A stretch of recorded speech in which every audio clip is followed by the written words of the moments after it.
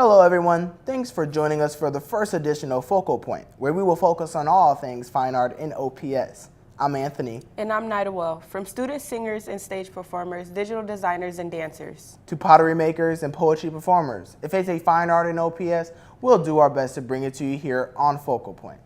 Our show begins with a salute to young artists everywhere. March is Youth Art Month, and as a part of that celebration, several OPS students have their artworks on display in a big way. You may notice it as you're driving around Omaha. That artwork of more than a dozen OPS students is posted on giant billboards. The Billboard Art Display Project is an annual tradition that spans more than 35 years. OPS art teachers select students for the honor, with the exception of Blue Cross Blue Shield. Blue Cross employees opt to pick a Conestoga Elementary student's work. The art comes from students of all ages and stays on the billboards for 30 days. Lamar Advertising provides the billboard space at a reduced cost. Adopt a School partners pay the other half. We'll bring you a look at all the students' artwork at the end of the show. Some of Burke High's most talented students hit the stage recently for the annual Mr. and Miss Burke High Talent Show. The Career Center's Eves was there and found out the show is about much more than displaying talent. There is great talent at the 10th annual Mr. and Mrs. BHS Talent Show.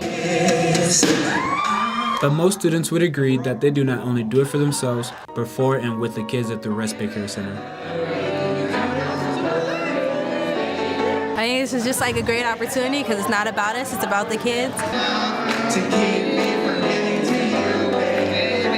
don't know, just seeing the smile on their faces while they're performing and seeing all the crowd out here just cheering them on, even bad or good, no matter what, they're cheering them on. It's just like everyone's just kind of together. And it's really all about building that relationship with the children from the Children's Respite Care Center. People gather there to not only enjoy their talents, but also help fundraise for the Respite Care Center. Thank you very much. And it's so awesome to see them get out there and fundraise for an organization that isn't for them. The colors of the rainbow, so pretty in the sky. At the end of the night, two talents jumped in glee as they were pronounced Mr. and Mrs. BHS. I see friends shaking hands saying, Mr. BHS is Jordan Farrar.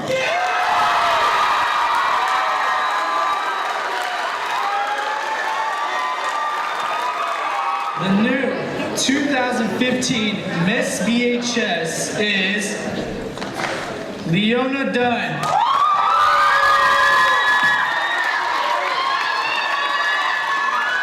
Well, first I was nervous. First act, I messed up, but just makes this all worth it. But even though they won, Leona and Jordan say they do it for the kids at the Respite Care Center. I think like all this stuff, makes it worth it at the end. This is Eves reporting for Focal Point. A Central High annual talent show that began more than 100 years ago continued this year with another impressive slate of students. The Central High Roadshow draws a diverse mix of talent, from musicians to dancers. We stopped by a few weeks before the Roadshow's opening night and found students were already hard at work practicing for the big day. We are just going through run-throughs. We just did ours, and it went pretty good. Practice is more important than people probably realize because, you need to get it right. There's a lot of rehearsing to get it ready, get it memorized, and make sure it's, not going to mess up at the performance. It's not just the performers putting in long hours during the Roadshow rehearsals. People behind the scenes play an important role as well, including the sound crew students who control microphones and music. It's a lot of work. I mean, we're probably here for at least 100 hours from start to finish. It's a lot of fun, and you get to meet new people, and you learn a lot. The scenery and deck crew workers are crucial to the success of the show too, moving set pieces on and off the stage. It's a lot of muscle work and making sure you don't run into other people. You need to stay out of everyone's way, but also push them out of the way at the same time. So. After weeks of rehearsing, the students put on multiple Roadshow performances to give students, staff, and alumni ample opportunity to enjoy the show. It's fun and it's nice to perform in front of everybody. This was the 101st year for the Central High Roadshow. The classic stories of Romeo and Juliet and The Little Mermaid may seem like they're oceans apart, but elements of both stories surfaced in a recent theater performance at Burke High. Here's Focal Point's Sean with an inside look at the popular production of Once on This Island.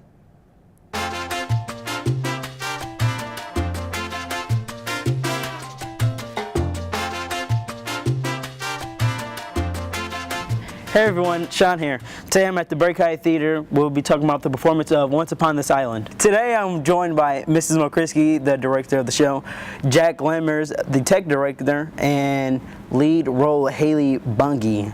So, Mrs. Mo, tell us a little about the show. The show, Once on This Island, is a retelling of The Little Mermaid. Not the Disney-fied version, but the Hans Christian Andersen version about Little Mermaid. So it's set on an island, obviously, hence the title, Once on This Island. So it's about a young Timoon falling in love with the French Daniel on the other side of the island, and what happens. I can just see there's a lot of things that went into this set with the walkways and all that. How complex is this? It's a very big set, but yet it looks very big, but yet when it comes down to the when we actually started building it, it was actually really easy. And if I'm correct, Haley, this is your second show, first lead role? At Burke, yeah. How does it feel getting that lead role? I worked pretty hard to get it, and so when I found out that I did get the lead role, I was so happy and very proud of myself. And there's a lot of pressure, but it's worth it for the end result. So. It is quite an ambitious production because it's very, very music heavy, and we have the entire cast, which we have about 70 cast members, is on stage almost the whole time. There's only a few moments where they all leave, so it's quite ambitious in trying to figure out how to keep them all engaged, how to make it interesting for the audience to watch, where they're going to move, and just the logistics of that. And then the music, there's not a lot of acted scenes, so we just have a good amount of music that the whole cast has to learn. Okay. A little spoiler here. What is your favorite part of the show? Well, right now I'm learning my dance part of the show, where I have to dance and do a solo in front of most of the cast, and I'm really excited. For my part, I just look at the set and tech-wise, because I have friends that come in and look at that too, and they'll probably think, well, in my opinion, they'll come in saying that set is big, how'd they do it? Every time that I have talked to someone who has seen the show before, they all say it's fantastic, and they're really excited to see our version of it, and they all love the music in it, especially, and so I think it's going to be a success. Okay, you guys, thank you for joining us. Break a leg, and see you guys next time. The entrance of Mars Magnet Center has taken on a colorful new look. A giant mural now greets visitors as they walk through the door. A local Omaha artist recently painted the colorful scene, and it took weeks to create. Through conversations with me and Mr. Keel, who's the librarian up here, the one who kind of, got the whole thing rolling, me and him met, talked. He kind of had, I guess, a foundation that he had been thinking on for a while, which was to incorporate elements of the surrounding area, so South Omaha. You have the bridge, the railroad, just the different cultures, the corn, the sower, which was actually my idea to throw the sower in there because being a middle school library, the Golden Sower is like the highest award that a children's literature can win in the state of Nebraska. So I was like, what a more appropriate symbol than the Golden Sower. I'm more of a fantastical type painter. I want to throw in weird elements, and I like having a very busy surface with a lot going on, and it was just too boring for me at first. So I took the sketch and I started tweaking and adding kind of some stranger things in there, like the squid and the balloons and stuff like that. Just the whole idea behind adding, different elements to it was trying to bring in that more fun story-based imagery. Some of the characters and situations in the painting were derived a little bit from tall tales and children's stories. The first piece I've ever had in a permanent public space. I've shown it a few places before, but this is not going anywhere, hopefully, for a while. The essence of creating art isn't always about the beauty you see in the picture. For some, it's a memory to keep and share for generations to come. One Holocaust survivor and artist began a series of fabric pictures in the 70s to help retell her story. Now her legacy is being shared around the world and to students at Lewis and Clark Middle School. There's a saying that every artist writes his own autobiography. Like, I wanted the water to look really realistic, so I used actual water and in the pastels, so it looks like I had texture. Isabella Rudd is one of 6 Lewis and Clark Middle School students who is recreating her past memories with color and fabric. We had 4 different evenings here with them, and the first 2 were to teach the kids a little bit about the Holocaust, a little bit about the Holocaust in Poland.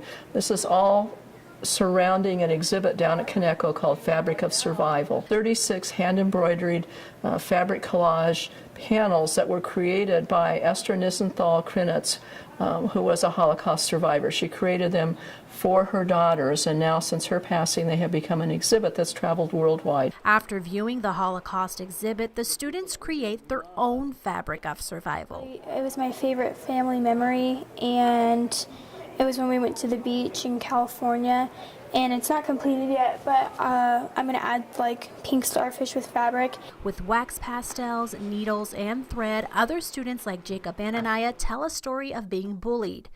It kind of resembles like how they had hardships, but they had more hardships than me.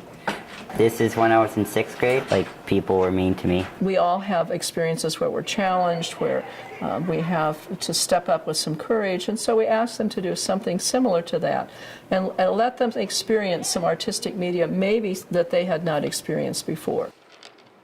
That's all for this edition of Focal Point. Be sure to watch for future episodes on the Knowledge Network, Cox Channel 18. You can also see this show on our YouTube channel. Just go to YouTube and search for Omaha Public Schools, and you'll see us there. We leave you now with a look at that OPS student artwork we can see on billboards all around Omaha. Thanks for watching and have a great day.